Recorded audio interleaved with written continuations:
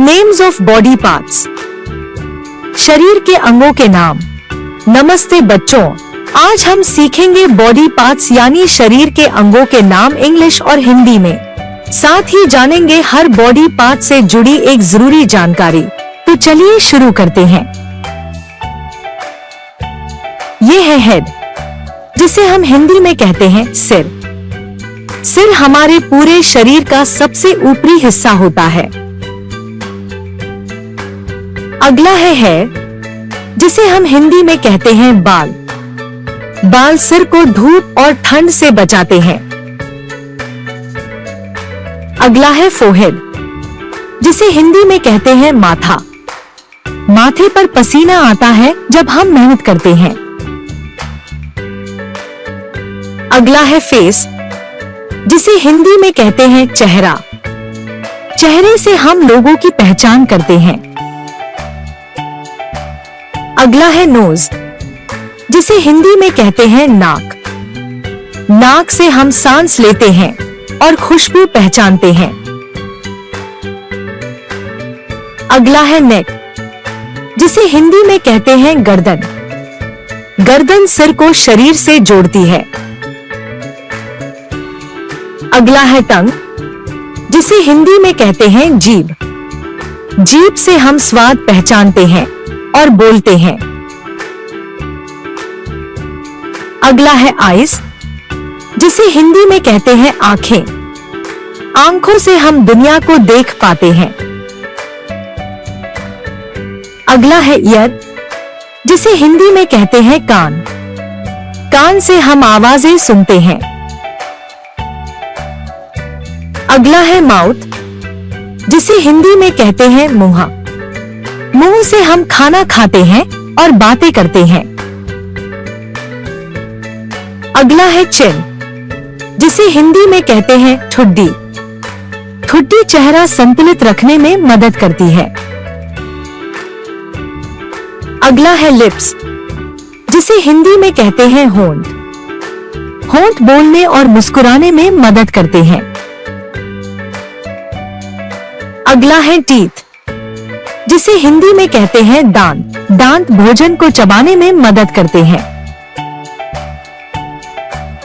अगला है चीक, जिसे हिंदी में कहते हैं गाल। गाल पर प्यार से थपकी दी जाती है। अगला है आर्म, जिसे हिंदी में कहते हैं बाह।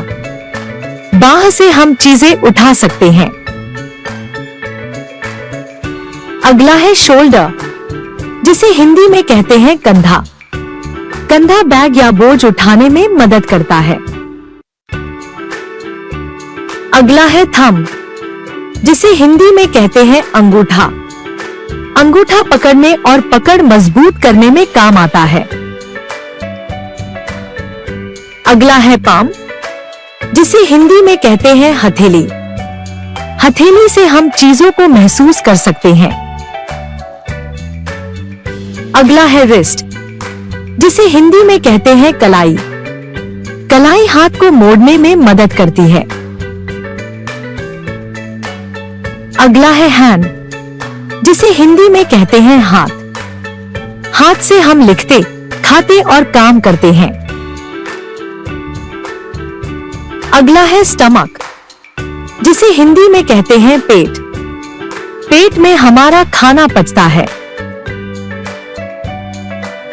अगला है चेस्ट, जिसे हिंदी में कहते हैं छाती या सीना। छाती में दिल और फेफड़े होते हैं।